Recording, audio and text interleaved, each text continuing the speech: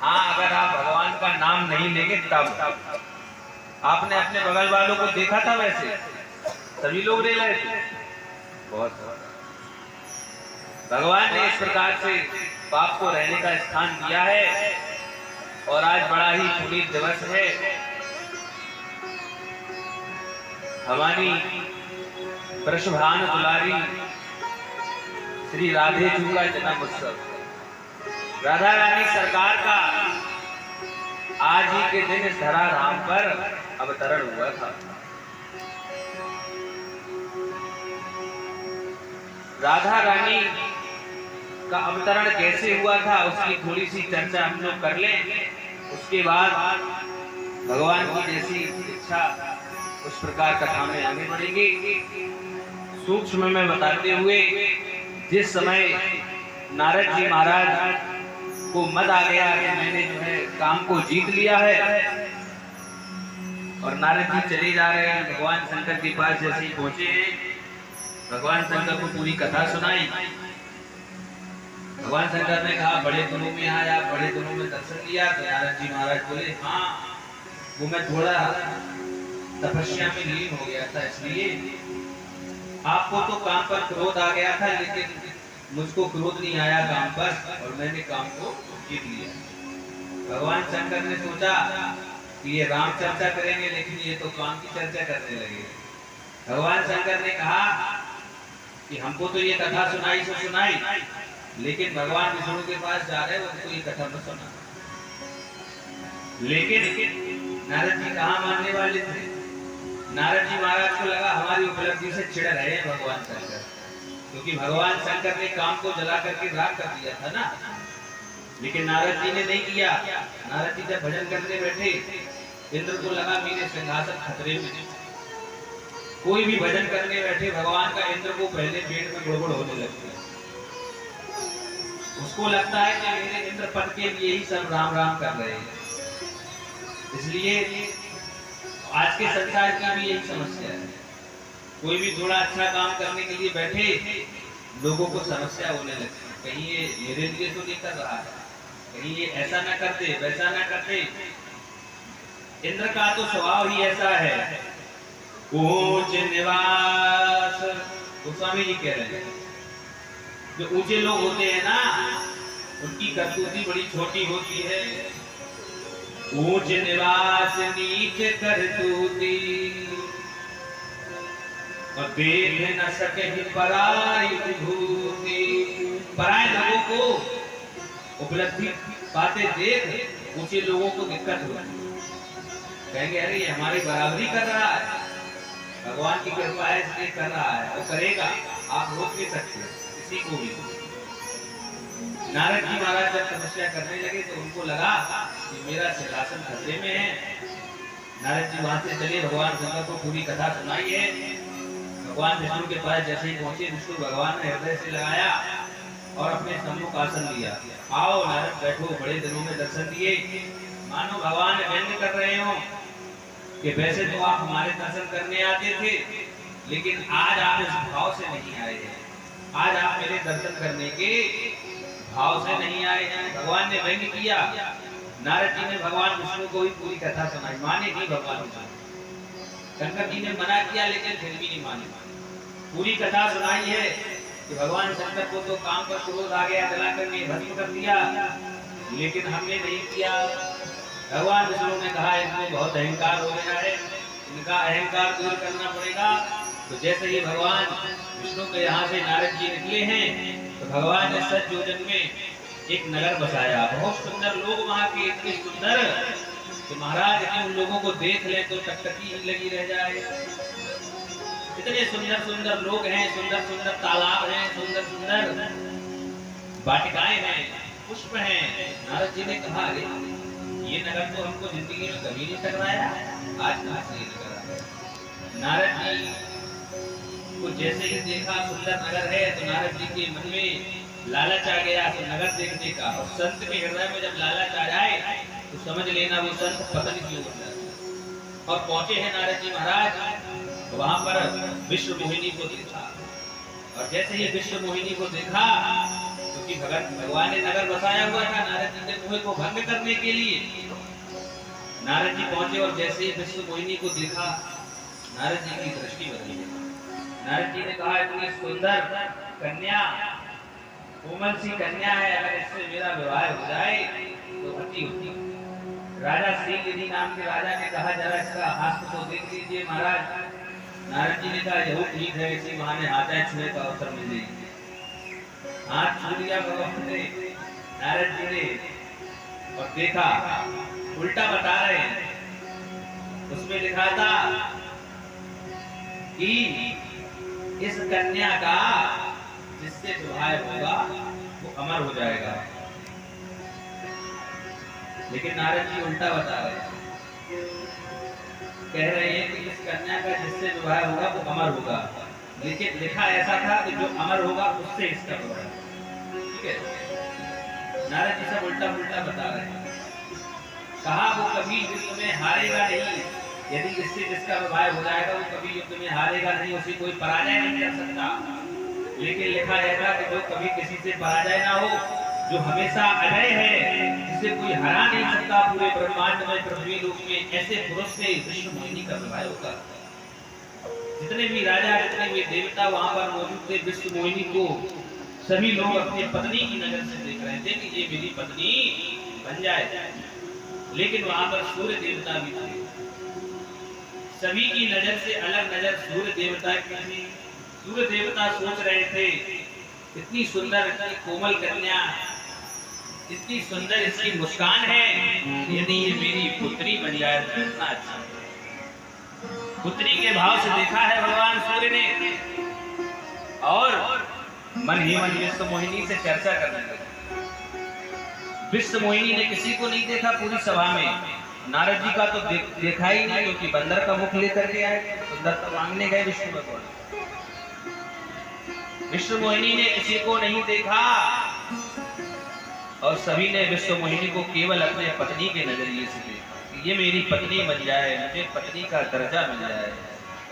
गलत भाव से दर्शन किया विश्व मोहिनी का। यद्यपि विश्व मोहिनी तो भगवान विष्णु ही थे ना, भगवान विष्णु ही विश्व मोहिनी। तो नारद जी के मन में गलत विचार आए, सभी देवताओं के मन में गलत विचार आए कि ये पत्नी बन जाए। लेकिन केवल वहां पे एक देवता ऐसे थे, सूर्य देवता, जिनको हृदय में ये विचार आया, ये कितनी सुंदर है, कितनी सुंदर है, अगर ये मेरी पुत्री बन जाए तो कितना अच्छा रहता है। विश्व मोहिनी ने कहा, आपके विचार से मैं प्रसन्न। भगवान सूर्य ने कहा, अब आपको पुत्री बनाने के लिए क्या करना पड़ेगा। कहा, ऐसे मैं किसी की पुत्री नहीं बनूंगी। भगवान किसी के पुत्र बन जाए वो तो साधारण है। मनु शत्रुपा ने 23,000 वर्ष तपस्या की, तब जाकर के कई भगवान ने वरदान दिया, तब तनय भूमि में आई। लेकिन पुत्री बनना कठिन है। कहा, तब करिए, यदि आपके तप से मैं प्रसन्न हुई तो जरूर आपके यहाँ पुत्री के रूप में जन्म लेंगे। कथा ऐसी वर्णन आती है, वही सूर्य देवता भगवान जब युग बदला, युग परिवर्तन हुआ, तो वृषभान बने, और सूर्य की जो पत्नी थी वो कीर्ति बनी। और तब करने लगे, तब करते करते सैकड़ों हजारों समय बीत गया। एक बार भगवान सूर्य ने ब्रह्मा जी को याद किया, ब्रह्मा जी पधारे हैं। ब्रह्मा जी से कहा, भगवान विश्व मोहिनी ने मुझे वरदान दिया था कि मैं जब तब करूंगा, यदि मेरे जब तब से वो प्रसन्न हुई तो जरूर मेरे यहाँ जन्म लेंगी, कहीं वो भूल तो नहीं गई हैं। ब्रह्मा जी ने कहा, मैं आपकी सूचना उन तक पहुंचा दूंगा। विश्व मोहिनी यानी भगवान विष्णु तक आपकी सूचना पहुंचा दूंगा। भगवान सूर्य ने कहा, मुझे कैसे पता चलेगा कि आप मेरी सूचना पहुंचा रहे हैं, कहीं आप चले गए, आप नहीं आए तो फिर कौन सुनेगा। तो भगवान विष्णु, भगवान सूर्य जो थे, ब्रह्मा जी को बुलाया था, तो नंदगांव में जहाँ राधा जी का जन्म हुआ था, जो राधा जी की जन्म स्थली है, उधर एक पहाड़ के रूप में वो स्थित हो गए। पहाड़ का रूप ले लिया है, पर्वत का रूप ले लिया है और पर्वत बन के ब्रह्मा जी स्थिर हो गए और कहा मैं यही स्थिर हूँ, मैं कहीं नहीं जाऊंगा। और ब्रह्मा जी ने जब भगवान विष्णु के पास पहुंचे और कहा कि आपने किसी को नारद मुनि के समय किसी को वरदान दिया था पुत्री होने का, तब भगवान विष्णु को याद आया, अरे हाँ सूर्य देवता को मैंने कहा था कि आप अभी अच्छा जब तक करेंगे, कहा वो कितने वर्षों से तपस्या कर रहे हैं, मैं तो भूल ही गया था। तो यही भगवान सूर्य भी कह रहे थे कि ये भूल गए होंगे। तो जैसे ही भगवान सूर्य को याद आया तो अब भगवान विष्णु चक्कर में पड़ गए कि वो विश्वमोहिनी तो मैं ही था, अब मैं नई विश्वमोहिनी कहाँ से बना। कह तो दिया था उस समय कि हाँ विश्वमोहिनी के रूप में जन्म लिया। कहा पूरे विश्व पूरे ब्रह्मांड के लोग जिस पर मोहित हो गए हो ऐसी विश्वमोहिनी थी और मुझे ऐसी विश्वमोहिनी बनानी पड़ेगी जिसके ऊपर मैं भी मोहित हो जाऊं। अभी कोई खुद के ऊपर थोड़ी मोहित होगा, हम अपने आप को शीशे में देखेंगे, अपने आप को प्रतिबिंब में देखें, क्या अपने आप में मोहित हो जाएंगे? नहीं होंगे। यद्यपि सुंदर कहेंगे अरे वाह सुंदर है, लेकिन मोहित नहीं हो सकते। लेकिन सभी देवता भगवान विष्णु ने कहा अब मैं क्या करूंगा। भगवान विष्णु टेंशन में, लेकिन भगवान विष्णु जैसे ही वहां से उठे और अपने कमरे में टहल रहे थे, भगवान विष्णु को अपना प्रतिबिंब दिखा, शीशे में अपने आप को देखा है भगवान विष्णु ने। भगवान विष्णु ने कहा मेरी मुझसे भी सुंदर मैं खुद बनाऊंगा। भगवान विष्णु ने अपना प्रतिबिंब स्थिर कर दिया, वहीं रोक दिया और अपने प्रतिबिंब को सजाने लगे। सुंदर टीका लगाया है, सुंदर मुकुट हटाया है, मुकुट हटा के केशों को खोला है, सुंदर सुंदर केश भगवान ने बनाए हैं और सुंदर वस्त्र धारण कराए अपने प्रतिबिंब को, सुंदर सा तिलक लगाया है, सुंदर सी बिंदी लगाई है, सुंदर से कुंडल पहनाए हैं रत्न जटित और बहुत सुंदर सी चुनरी उनके सिर पर डाल और भगवान विष्णु ने उस रूप को देख करके मोहित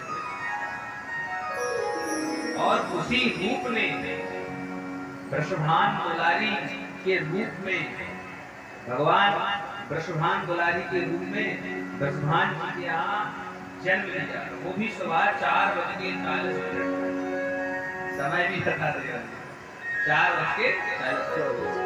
भगवान राम तो दोपहर में 12 बजे आए थे, भगवान कृष्ण रात को 12 बजे और माता राधा जी जो है हमारी सुबह 4 बजे ब्रह्म मुहूर्त में आई। सूर्य दोपहर 12 बजे सबसे तेज चमकता है, मानो भगवान कहना चाहते हैं कि धराधाम में जो सूर्य जैसे राक्षस हैं जो आक्रांता हैं उनके लिए दोपहर में जन्म लेना पड़ेगा। लेकिन राधा जी किसी को मारने थोड़ी आई थी, प्रेम की परिभाषा संसार को सिखाने आई। इस प्रकार राधा जी का जन्म हुआ है।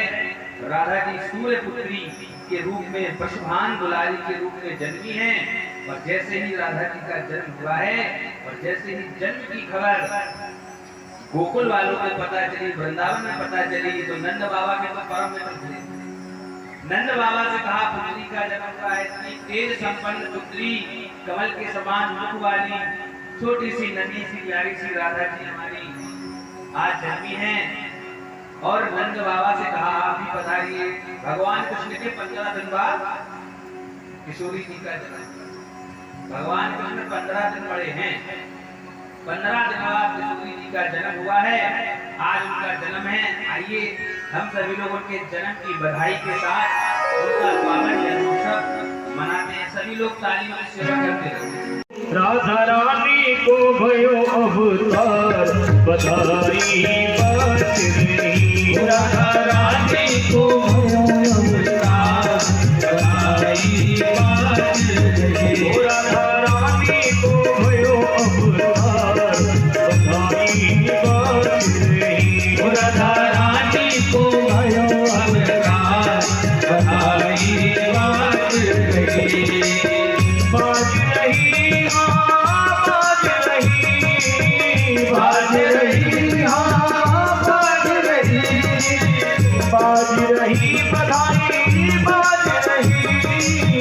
बाज रही बधाई बाज रही राधा रानी को महारानी राधा रानी को भयो अवतार बधाई बाज रही राधा रानी को भयो अवतार बधाई बाज रही।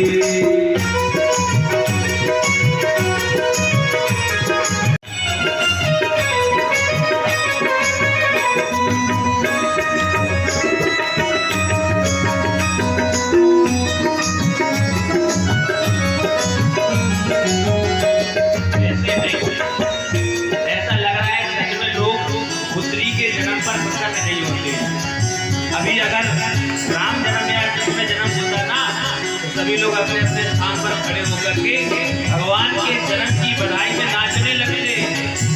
लेकिन पुत्री हुई है ना, राधा जी हुई है, इसीलिए आप लोग भी दुनिया में नहीं है ऐसा लग रहा है। अगर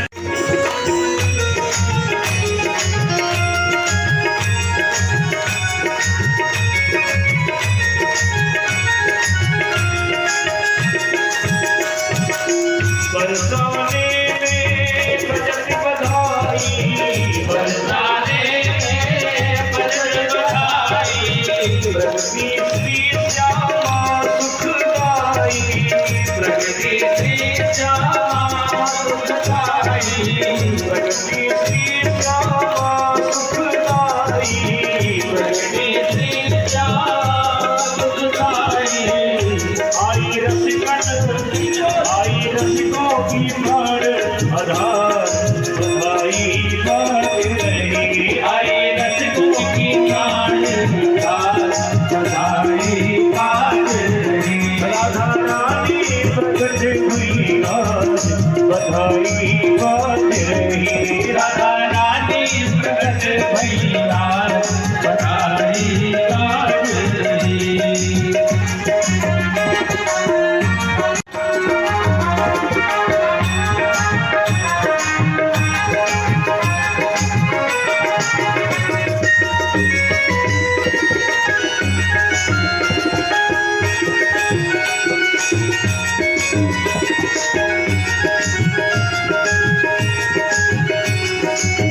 लूट रहे हीरे मोतिन की माला लूट रहे हीरे मोतिन की माला आज मिलेंगे साला दुसाला आज मिलेंगे साला दुसाला आज मिलेंगे साला दुसाला आज मिलेंगे साला दुसाला। वो सखी गाए नहीं सखी गाए नहीं गाए नहीं मंगल बधाई बाज रही गाए नहीं मंगल बधाई बाज रही। राधा रानी को भयो अवतार बधाई बाज रही राधा रानी को भयो अवतार बधाई बाज रही। बाज रही हो बाज रही बाज रही हाँ बाज रही बाज रही हाँ बाज रही बाज रही हाँ बाज रही। राधा रानी को राधा रानी को राधा रानी को भयो अवतार बधाई बाज रही राधा रानी को भयो अवतार बधाई बाज रही। जुग जुग जीवे राधा प्यारी जुग जुग जीवे राधा प्यारी जय जय जय भानुकुल उजियारी जय जय जय भानुकुल उजियारी जय जय जय भानुकुल उजियारी जय जय जय भानुकुल उजियारी जय जय जय जय जय जय जय भानुकुल उजियारी जय जय जय भानुकुल उजियारी। छाई ब्रज में छाई ब्रज में छाई ब्रज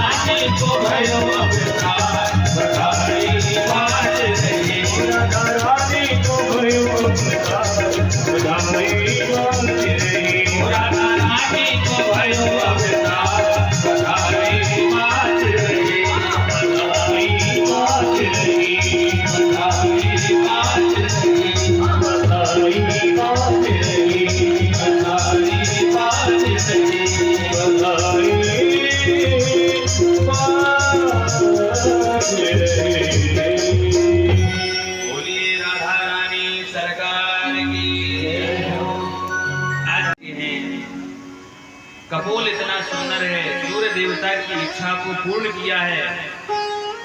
पुत्री की दृष्टि से देखा,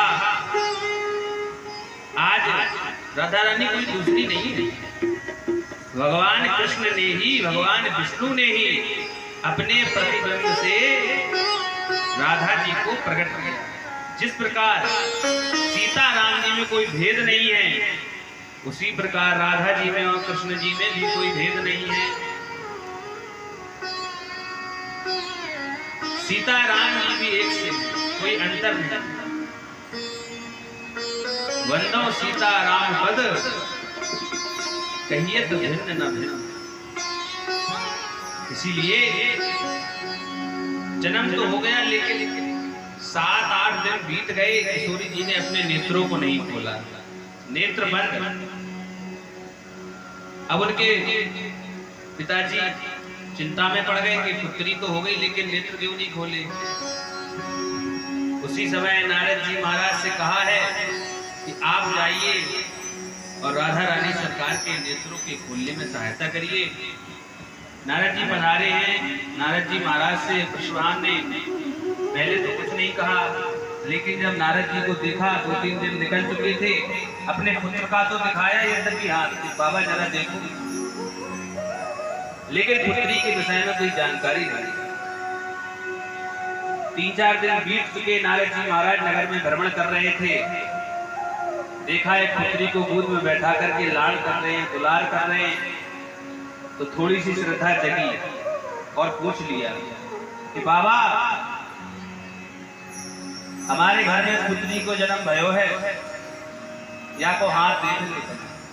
ब्रज भाषा में बाबा या को जनक हाथ देख लो, पुत्री को जन्म भया है।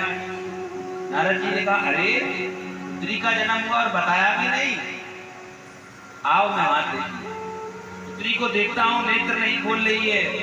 नारद जी ने कहा, अरे नेत्र नहीं खुल रहे। नारद जी महाराज जैसे ही एक चौकी को पार करके, दूसरी चौकी को पार करके, तीसरे चौक में पहुंचे हैं, सुंदर से स्वर्ण जटित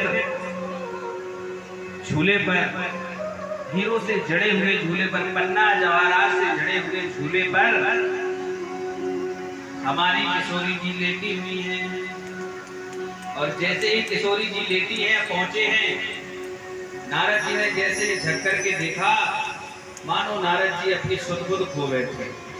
इतनी सुंदर पुत्री, इतनी तेजवान, लेकिन नेत्र नहीं। नारद जी ने कहा, नेत्र तो खुल जाएंगे, लेकिन आपको बाहर जाना पड़ेगा। आप वो चक्कर में पड़ गए, कहा इतनी छोटी पुत्री को कैसे छोड़ दें अकेले, भरोसा नहीं है। कीर्ति जी ने कहा, भरोसा नहीं है, लेकिन राधा जी के पिताजी ने कहा, नारद जी पर तो भरोसा कर ही सकते। नारद जी ने भरोसा किया है। नारद जी ने जब भगवान कृष्ण के नाम का उच्चारण किया, तो राधा जी की थोड़ी थोड़ी आंखें खुलने लगी। कृष्णम वृंदावनम हृदयते, जैसे ही कहा है, किशोरी जी ने आंखें खोली। अब अंदर दोनों लोग कीर्तन करने लगे। भगवान वीणा बजा रहे हैं नारद जी, और किशोरी जी करताल बजा रही हैं। छोटे छोटे नन्हे नन्हे हाथ लेटी हैं, खिलखिला के हंस रही हैं भगवान का नाम सुन के।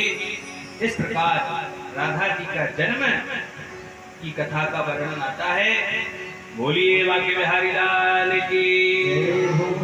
राधा जन्म हो गया और राम कथा इतने दिन से हो रही है, और भगवान राम का ही जन्म नहीं हुआ।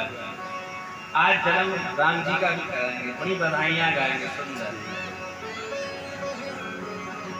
सती प्रसंग होने के बाद सती जी ने अपना देह का त्याग किया है, दोबारा से हिमगिरी के यहाँ जन्म लिया है, पार्वती के रूप में भगवान से प्रश्न किए हैं। पूछो रघुपति कथा प्रसंगा, सकल लोक जग पावनी गंगा। भगवान राम ने जैसे, भगवान शंकर ने सुना, पिछले जन्म में कथा नहीं सुनी थी ना, इसलिए जैसे ही इस बार जन्म हुआ तो कथा सुनने के लिए विराजमान हो गई माता पर। पूछो रघुपति कथा प्रसंगा, कथा के प्रसंग पूछने लगी। तो बाबा ने कथा तो बाद में सुनाई, पहले पार्वती जी का धन्यवाद करने लगे। धन्य धन्य गिरे राजकुमारी, धन्य धन्य गिरे राजकुमारी, धन्य धन्य गिरे राजकुमारी, धन्य धन्य गिरे राजकुमारी। तुम समान नहीं गोपकारी,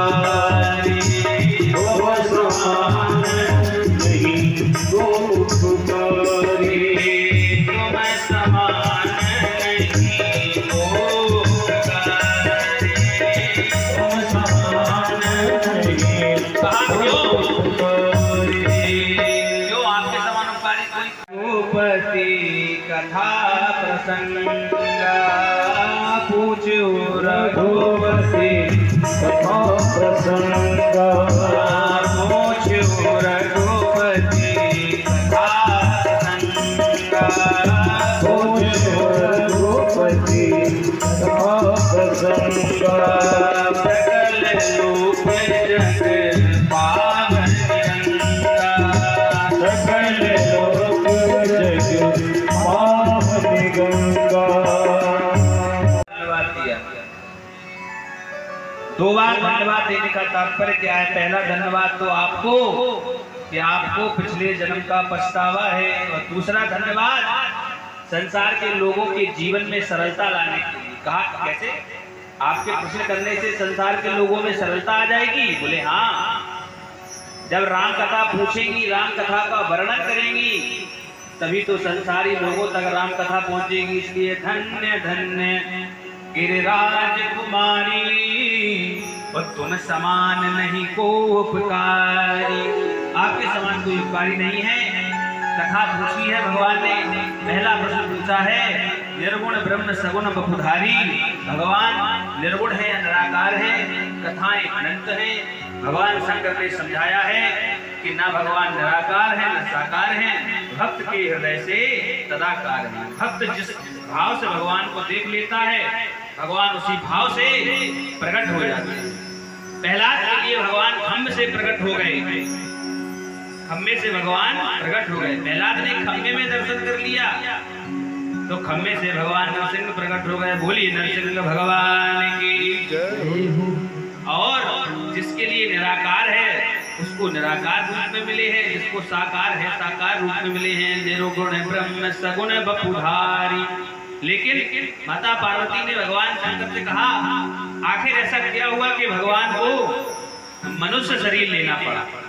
तो भगवान कहते हैं कि जब जब हो ये धर्म की हानि, जब जब धर्म की हानि हुई है, धर्म पर कुठाराघात हुआ है, तब तब भगवान इस धराधाम पर अवतार किए हैं। जब जब हो ये धर्म की हानि, बाढ़ी असुर अधम अभिमानी। अधम कहा, अभिमानी कहा। अभिमानी कौन है? कहा अभिमानी रावण है। अधम कौन है? कहा अधम ये राक्षस। इसलिए अधम और अभिमानियों के लिए भगवान अवतार लेते हैं। अधम अभिमानी जब बढ़ जाते हैं धरती पर, तो भगवान को नर रूप में आकर के उनका संहार करना पड़ता है। जब जब हो ये धर्म की हानि, बाढ़ी असुर अधम अभिमानी, तब तब प्रभु धर विवेद शरीरा, तो हर ही कृपाल सज्जन पीरा। सज्जनों की पीड़ा को भगवान हरने के लिए धराधाम में आते हैं। कहा किसी के लिए आए हैं? बोले हाँ जरूर आए हैं। एक बार एक कारण बता दिया माता पार्वती को। निर्गुण ब्रह्म सगुण बपुधारी, नारद जी के मोह के कारण, नारद जी के श्राप के कारण, कि जिस प्रकार मैंने पत्नी के भय में, नारी के भय में हमको परेशान किया है दुष्ट मोहिनी के रूप में, जाओ तुम्हारा भी जब धराधाम पे अवतार होगा तो तुम्हारी स्त्री को चोरी कर लिया जाएगा और तुम भी ऐसे ही भटकते फिरोगे। और मुझे बंदर का मुख दिया है, यही बंदर तुम्हारी सहायता करेंगे। तो कैद में रुद्र में श्री हनुमान जी महाराज का भी अवतरण हुआ है। इसी प्रकार इसी श्राप के कारण, जय और विजय श्राप के कारण कथाएं अनंत हैं। आप सभी लोग बड़े अच्छे से होता है, कथाएं श्रवण कर रहे हैं, वृद्ध हो गए हैं कथा श्रवण करते करते। तो आइए सीधे प्रसंग की ओर चलते हैं। इसी प्रसंग को सुनाते सुनाते भगवान शंकर कह रहे हैं, एक बार स्वयं और मनु शतरूपा की कथा आती है, जिन्होंने 23,000 वर्ष तपस्या करके भगवान को पाया है। स्वयं मनु शतरूपा, स्वयं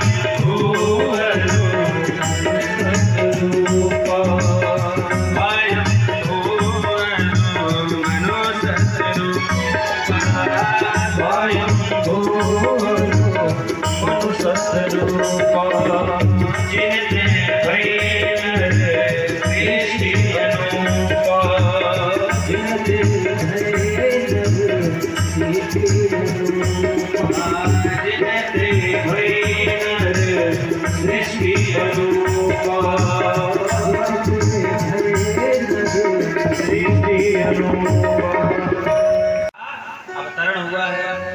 ये धराधाम सर्वप्रथम पहले पुरुष और स्त्री कौन है? कहा मनु शतरूपा।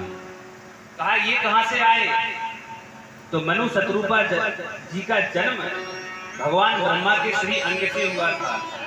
वाम भाग से स्त्री उत्पन्न हुई और दाहिने भाग से पुरुष उत्पन्न हुआ। कहने का तात्पर्य दाहिने भाग से राजा मनु उत्पन्न हुए और वाम भाग से शतरूपा जी। इसलिए जब कोई शुभ कार्य होता है तो पत्नी को वाम भाग में बिठाया जाता है, बाईं ओर बिठाया जाता है। यही तात्पर्य है बिठाने का। पत्नी को बाईं ओर बिठाने का तात्पर्य वाम अंग से प्रकट हुए। स्वयं मनोहर शतरूपा, जिनते भई नर सृष्टि अनूपा। अब सृष्टि तो हो गई, लेकिन भगवान आते किसके यहाँ हैं? तो गोस्वामी तुलसीदास जी महाराज कह रहे हैं भगवान किनके यहाँ आते हैं? जिनके आचरण अच्छे होते हैं, जिनका आचरण पुनीत होता है, उनके यहाँ भगवान आते हैं। स्वयं मनोहर शतरूपा, जिनते भई नर सृष्टि अनूपा। दंपति धर्म आचरण निका। दंपति का आचरण यदि अच्छा होगा तो उनके यहाँ भगवान के चरण अवश्य पड़ेंगे। दंपति धर्म आचरण निका, अजहु गाव श्रुति जिन कहनी का। वेद पुराण की जिनके महिमा का गान करते हैं, ऐसे दंपति स्वयंभू और शतरूपा जी। ऐसा ही वंश नहीं है। इनके पुत्र कौन है? नृपोतान पात सुत जासु, ध्रुव हरि भगत भयो सुत जासु। ध्रुव जैसे भक्त जिनके परिवार में हुए हो, सोचो वो कितने उच्च कोटि के परिवार हैं। लघुसुत नाम प्रिय व्रतताहि, और वेद पुराण प्रशंसा ही जाहि। वेद पुराण की जिनकी प्रशंसा करते करते नहीं थकते, ऐसे राजा मनु और शतरूपा जी हैं। ऐसे राजा मनु और शतरूपा जी जिनके जीवन में सब कुछ है। आज राजा मनु एक कोने में बैठकर रो रहे हैं। शतरूपा जी ने देखा, अरे नाथ, आपके रोने का कारण क्या है? शतरूपा जी पूछने लगी। तो शतरूपा जी से कहा कि मेरे रोने का कारण और कोई नहीं है। रानी शतरूपा बोली, आप इतने बड़े राज्य के राजा हैं, इतनी संपत्ति है आपके पास, ऐसा नहीं आपका पुत्र खराब हो। पुत्र भी बहुत अच्छा दिया भगवान ने, आज्ञाकारी। एक जगह हम गए, एक पुत्र था, कथा कर रहे थे, उसका पिता आया हमारे पास, कहा महाराज आज आपका हमारे यहाँ निमंत्रण है। हमने कहा अच्छा। बोले लेकिन महाराज जी एक बात बताएं। हमने कहा बताओ। कहा हमारा पुत्र थोड़ा सही नहीं, हो सकता है आप घर पे जाएं आपको गाली दे दे। घर पे जाए आपका अपमान भी कर सकता है। हमने कहा तो हम नहीं जाएंगे भैया, ऐसे क्यों जाएंगे? हमें अपना अपमान कराने की क्या शौक है? ऐसे क्या नहीं जाएंगे? कहा नहीं महाराज चलिए, कृपा करिए, अगर आप ही नहीं जाएंगे तो कौन जाएगा। तो हम गए। जैसे ही उसके यहाँ पहुंचे और उसके पुत्र ने हमको देखा, हमने उसके पुत्र को देखा, हमने कहा कहीं गाली ना बकते, इसलिए नजर नीची कर। लेकिन वो पुत्र तो साष्टांग लेट गया, ऐसे पूरा लेट करके प्रणाम किया। हमने उसके पिताजी को बुलाया, हमने कहा इधर आओ, तुम तो कह रहे थे बेटा नालायक है, तुम तो कितना समझदार है, घर में कोई आया है तो प्रणाम कर रहा है लेट कर। तो हमने उस पुत्र से पूछा, हमने कहा बेटा तुमने हमको प्रणाम किया? बोले हाँ महाराज किया, आपको नहीं करेंगे तो किसको करेंगे, आप पूजनीय हैं, ब्राह्मण हैं। तो हमने कहा हमको प्रणाम कर लिया ठीक है, अपने पिताजी को भी प्रणाम कर ले, अपने बाप को भी प्रणाम कर ले। कहा बाप की बात आप छोड़ दीजिए, बाप की बात मत। अरे बोला ये बाप नहीं है, हमारे जीवन का पाप है। हमने कहा बाप को बाप बोला जाता है, ये बाप को पाप बोल रहा है। कहा ये बाप नहीं, हमारे जीवन का पाप है। हमने कहा बड़ा खतरनाक है। हमने कहा कैसे? बोले हम हाई स्कूल में 5 बार फेल हुए, 5 बार। हमने कहा इसमें बाप का क्या संपर्क है? पढ़ा नहीं होगा इसलिए हो गया फेल, पढ़ाई नहीं की होगी, दिन रात मोबाइल चलाता होगा। आजकल तो वैसे ही समय इसी में जा रहा है, ज्यादातर इंस्टाग्राम पर बस रील्स देखते रहते हैं लोग, 5 सेकंड का रील्स देखा फिर आगे। तो हमने कहा मोबाइल चलाते रहते होगे, पढ़ाई में ध्यान नहीं दिया होगा, इसलिए हाई स्कूल में 5 बार फेल हो गए हो। कहा नहीं महाराज, मेरे सारे विद्यार्थी पास हो गए हैं। मैंने कहा कैसे? कहा मेरे सारे मित्रों को नकल लेने उनके बाप आते थे और ये यही घर में बैठा रहता, एक दिन भी नकल लेने नहीं आया, एक बार ही दिन। हमने कहा सही बात है, ये नालायक है, ये बेटा नहीं है तो चपेटा है, ये बेटा नहीं है। ऐसे ऐसे पुत्र भी होते हैं। तो राजा मनु कहते हैं पुत्र आज्ञाकारी है, धन संपदा है, सारी चीजें हैं, सारी व्यवस्थाएं हैं। लेकिन मनु जी क्या कह रहे हैं? बड़ी सुंदर बात, हमें जन्म मिलता है इस बात की चिंता हमको नहीं रहती, लेकिन राजा मनु ये उपदेश दे रहे हैं, सूत्र दे रहे हैं कि हमारा जन्म इस धरती पर क्यों हुआ है। तो कहा राजा मनु कह रहे हैं सब कुछ मैंने अपने जीवन में किया, राज्य भी किया, पुत्र भी अच्छा मिला, संपत्ति भी बहुत है, मंत्री भी बहुत अच्छे हैं, मेरा परिकर भी अच्छा है। लेकिन एक ही बात की हमको समस्या है, हो न विषय विराग भवन बसत भाचौथपन, हृदय बहुत दुख लाग जन्म गयो हरि भगति।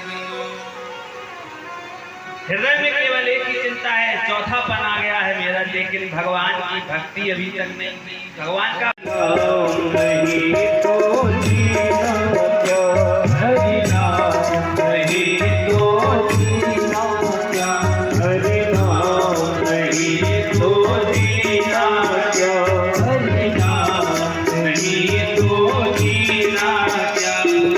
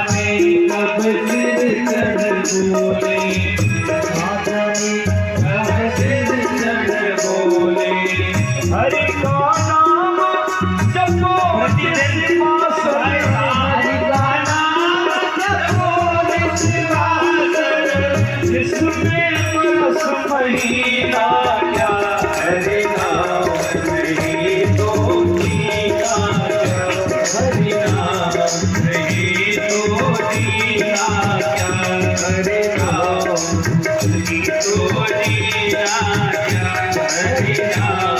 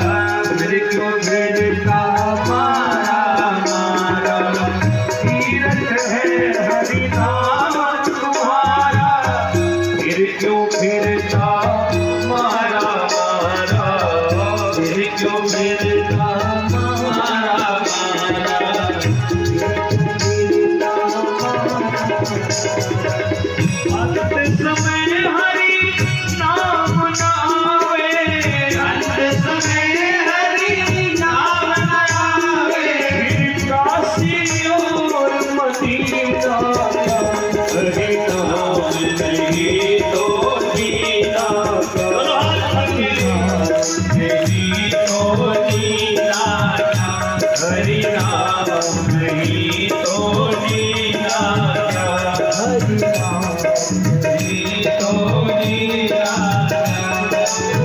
अमृत है हरि नाम जगत में, अमृत है हरि नाम जगत में, छोड़ विष पीना क्या, हरि नाम नहीं तो जीना क्या, हरि नाम नहीं तो जीना क्या,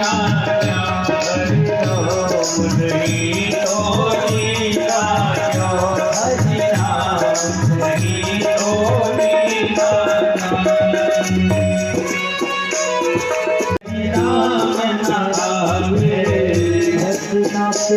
हरि नाम नामे भूषण से सब अंग सजावे, रसना में हरि नाम दुलावे, रसना में हरि नाम नामे, रसना पे हरि नाम नामे।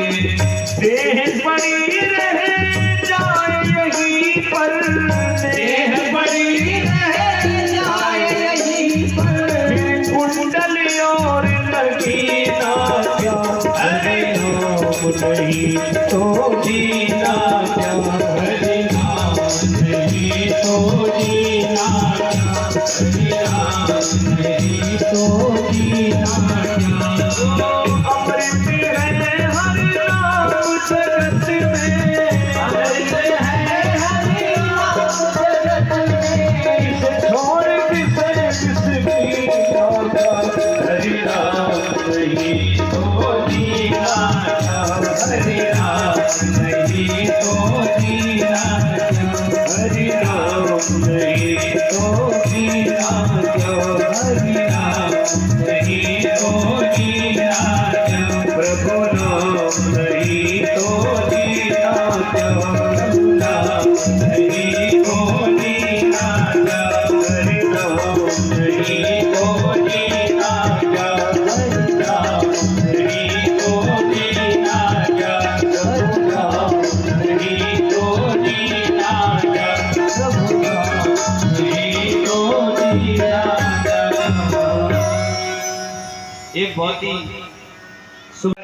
दुख इसका रहता है, हमने गाड़ी नहीं ले पाई, हमने बंगला नहीं बना पाया, लेकिन वास्तविकता तो जीवन की यही है कि हमको ये जन्म मिला है तो केवल और केवल भगवान के नाम के लिए मिला है। जब हम मां के गर्भ में उल्टे लटके हुए थे तब भगवान की नजर हमारे ऊपर गई। भगवान से हमने प्रार्थना की, है भगवान इस नर्क से हमको बाहर निकालो। भगवान ने कहा नर्क से बाहर जाकर क्या करूं। उस समय भगवान से हमने वादा कर दिया। क्या वादा कर दिया? यदि प्रभु आप मुझे इससे बाहर निकालेंगे तो आपका मैं दिन रात भजन करूंगा। अब प्रभु कृपा करो यही भांति, प्रभु कृपा कर दो। प्रभु ने कहा कृपा यदि कर दी तो क्या करोगे? बोले अब प्रभु कृपा करो यही भांति, तो बोले सब तज भजन करो दिन रात। सबको छोड़ करके, संसारी माया को छोड़ करके केवल और केवल आपका भजन दिन रात करूंगा। लेकिन यहाँ आकर के भगवान से किया हुआ वादा भूल गए। आज लोग कहते हैं हमने उनसे वादा किया था, मैं उनका वादा नहीं तोड़ सकता, लेकिन परमात्मा का वादा तोड़ देते। यहाँ आकर के दिन रात तो छोड़ो, सुबह शामी गामी करते, सुबह शामी भूल जाते। भगवान ने कहा निकल कर क्या करोगे? कहा दिन रात भजन करेंगे। लेकिन किया क्या है? बोले रात गवाई सोए कर, रात को सोने में गवा दी। रात गवाई सोए कर और दिवस गवायो खाए। दिन खाने में निकाल दिया, सुबह से उठते चाय, बेड पे हमारे भैया लोग, इनकी जब रात होती है टीवी देखते देखते सो जाते हैं, और जब सुबह उठते हैं तो इनको बेड पे चाय चाहिए। बेड टी उसको बोलते हैं, बेड टी। यद्यपि बैठवाना बुरा होता है, बुरी चाय, लेकिन बैठती चाहिए। सुबह की शुरुआत चाय से करते हैं, इसलिए दिन भर चाय चाय चाय चाय करते रहते हैं। रात गवाई सोए कर दिवस गवायो खाए। गोस्वामी जी महाराज कह रहे हैं, हीरा जन्म अमोल है। ये हीरा जैसा जन्म अनमोल है, इसका कोई मूल्य लगा सकता है? अभी किसी की किडनी खराब हो जाए, भगवान करे किसी की ना हो, बाई चांस से भी हो जाए, तो उसका मूल्य पता लगा लेना। मिलेगी नहीं, पहली बात तो मिलेगी तो बहुत महंगी मिलेगी। कोई भी शरीर का अंग बिना परमात्मा की कृपा के नहीं मिलता। इसलिए अपने शरीर की रक्षा करना हमारा पहला धर्म है। अपने शरीर को रक्षण करना, क्योंकि ये शरीर हमारा नहीं है, परमात्मा का दिया हुआ शरीर है। आज लोग आत्महत्या कर लेते हैं, सबसे बड़ा जघन्य अपराध है, सबसे बड़ा पाप है। ये क्या हमारा है? अरे भगवान ने तो हमको रहने के लिए दिया है, रेंट है। ये शरीर नहीं है, रेंट पे हमने दिया है भगवान से, इसलिए शरीर हमारा नहीं है। हम तो कपड़े बदल रहे हैं, कभी जन्म में ये बन गए, किसी जन्म में वृक्ष बन गए, किसी जन्म में पुरुष बन गए। तो कहा कि रात गवाई सोए कर दिवस गवायो खाए, और हीरा जन्म अमूल है कौड़ी बदले जाए। कौड़ियों के भाव बेच दिया। ऊपर तपस्या करने के लिए पहुंचे जाए धेनु मति तीरा, और हर्ष नहाने निर्मल नीरा। निर्मल नीर में स्नान किया है, और उसके बाद 12 अक्षर मंत्र पुनी जपै सहित अनुराग, और वासुदेव पद पंकुरहि संपत्ति मनयति लाभ। 12 अक्षर मंत्र का जाप कर रहे हैं, और 12 अक्षर के जाप के बाद भगवान प्रकट हुए। जब करते करते 23,000 वर्ष निकल गए, अस्थि मात्र हो गए शरीरा, तथापि मनाग मनाए नहीं पीरा। अस्थि भगवान ने मना कर दिया। भगवान ने कहा मेरे जैसा तो कोई नहीं है, मेरे जैसा तो सिर्फ मैं ही हूँ, इसलिए मैं आऊंगा। और भगवान के आने की तैयारी होने लगी। जिस प्रकार से भी 22 जनवरी को आए ना भगवान, उसी प्रकार फिर से तैयारी होने लगी। मेरे झोपड़ी के बागा खुल जाएंगे राम, खुल जाएंगे राम आएंगे। मेरे झोपड़ी के बागा खुल जाएंगे राम आएंगे।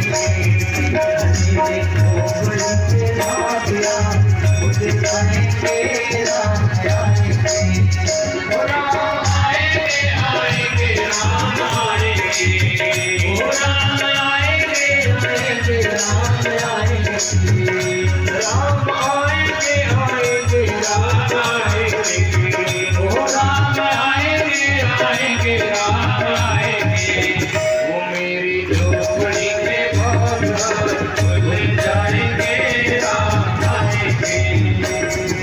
झोपड़ी के बागा खुल जाएंगे राम आएंगे।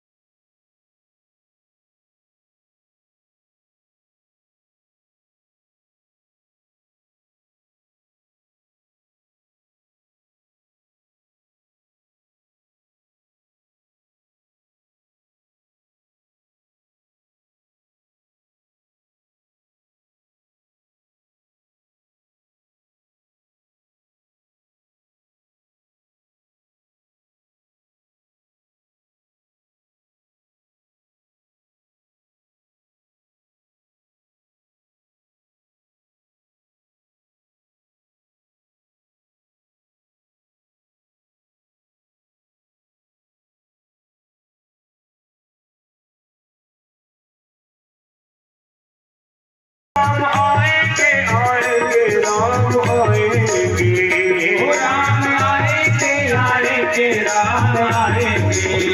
ओ मेरी झोपड़ी में भाग्य भूल जाएंगे राम आएंगे।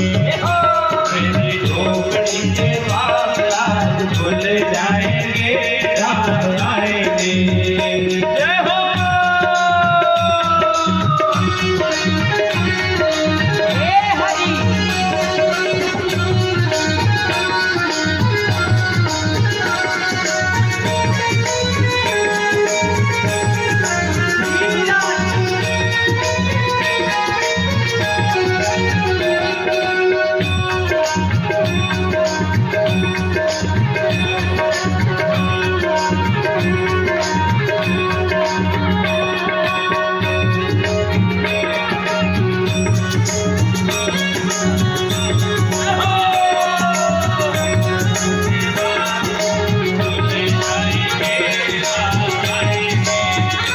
राम झूलेंगे तो पलना झुलाओगी, ओ राम झूलेंगे तो पलना झुलाओगी। ओ राम झूलेंगे तो पलना झुलाओगी। ओ राम झूलेंगे तो पलना झुलाओगी। ओ मीठे मीठे मैं तो भजन सुनाऊंगी। ओ मीठे मीठे मैं तो भजन सुनाऊंगी। जिंदगी के सारे दुख मिट जाएंगे राम आएंगे। मेरी जिंदगी के सारे दुख मिट जाएंगे राम आएंगे। मेरी झोपड़ी के भाग आज खुल जाएंगे राम आएंगे। झोपड़ी के भाग आज खुल जाएंगे राम आएंगे।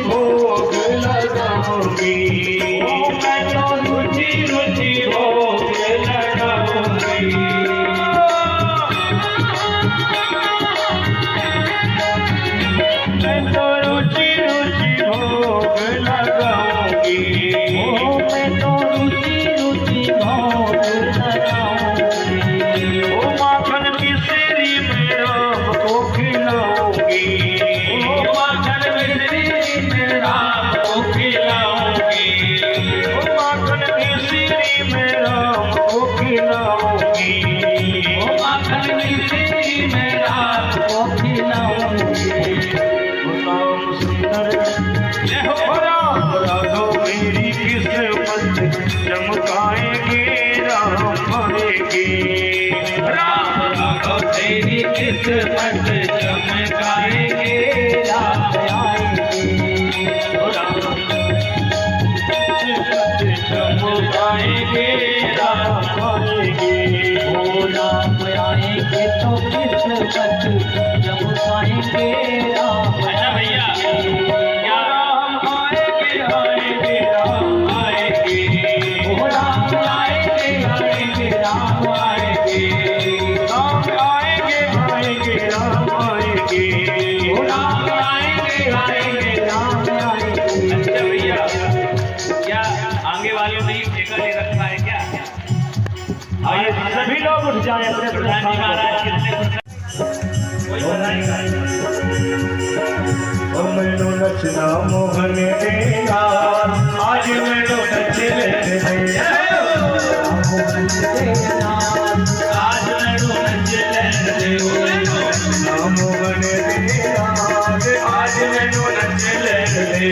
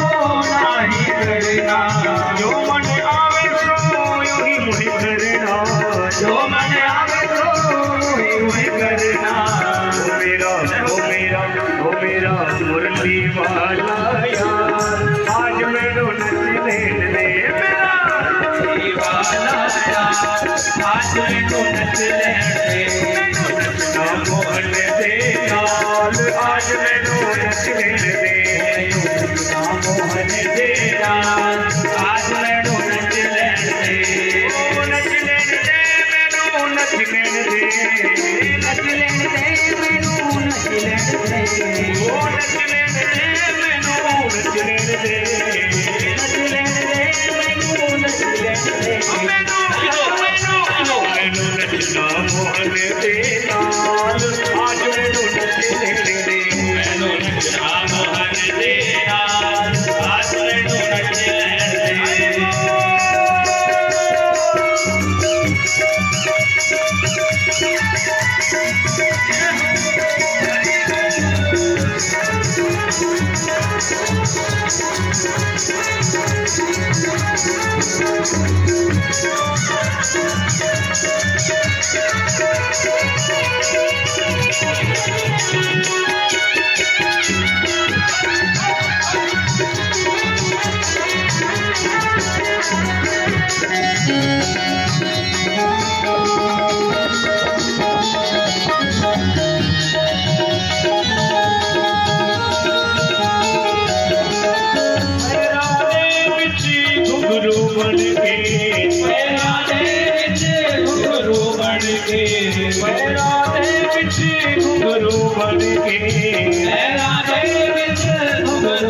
अपने श्याम दी जोगन बन के अपने श्याम जी जोगण बन के अपने श्याम दी जोगन बन के अपने श्याम जी जोगण बन के अकाला लैया उस दे नाल आज मैनू नचले दे गाना लैया उस दे नाल आज मैनू नचले दे नचना मोहन दे नाल आज मैनू नचले दे मैनू नचना मोहन दे नाल आज मैनू नचले दे नचले दे मैनू नचले दे नचले दे मैनू नचले दे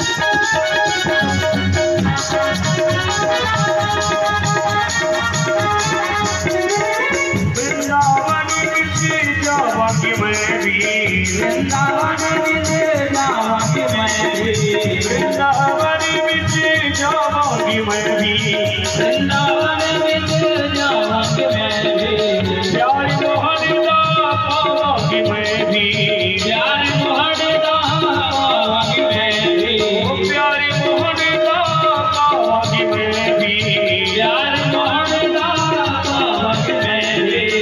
जग रुस जाए, ओ जग रुस जाए, ओ जग रुस जाए, लख लख बार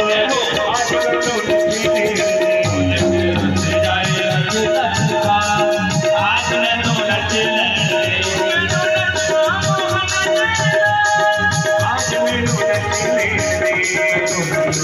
मोहन देना आज मैनू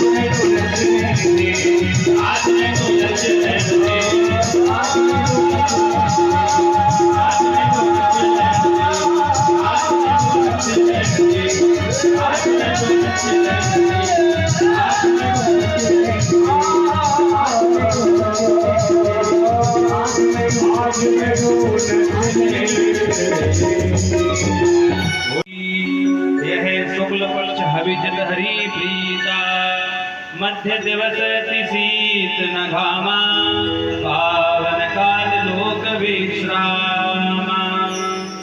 मध्य दिवस है, शीतल मंद सुरभि बह रही है, प्रकृति ने नए पत्ते धारण कर लिए हैं और भगवान का जन्म हुआ है।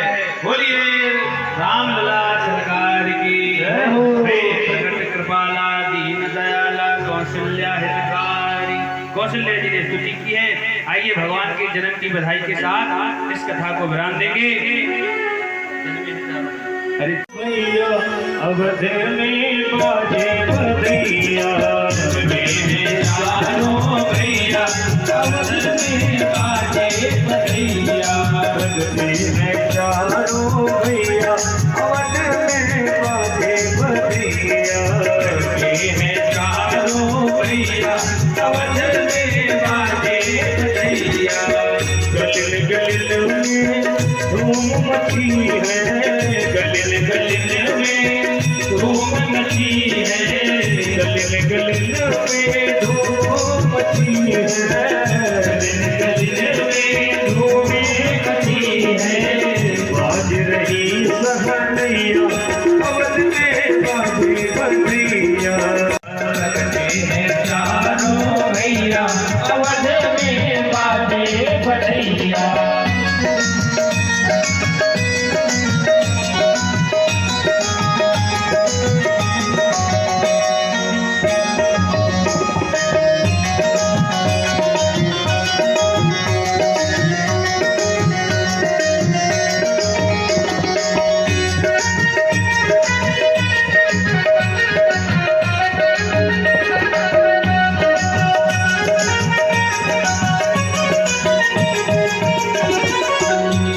लुटावे हीरा मोती, कौन लुटावे हीरा मोती, कोई लुटावे हीरा मोती, कोई लुटावे हीरा मोती, कोई लुटावे रुपया अवध में बाजे बधैया।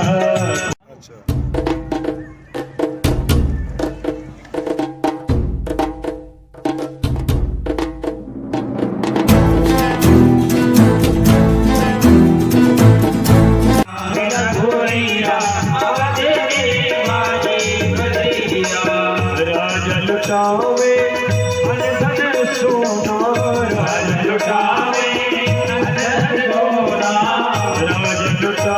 लुटावे अनधन सोना, राजा लुटावे अनधन सोना, मैया लुटावे रुपया, मैया लुटावे रुपया, अवध में बाजे बधैया, लुटावे रुपया, अवध में बाजे बधैया, जन्मे है राम रघुरैया, अवध में बाजे बधैया, जन्मे है राम रघुरैया, अवध में बाजे बधैया, जन्मे है राम रघुरैया, अवध में बाजे बधैया, जन्मे है राम रघुरैया, अवध में बाजे बधैया, अवध में बाजे बधैया, अवध में बाजे बधैया, अवध में बाजे बधैया, अवध में बाजे बधैया।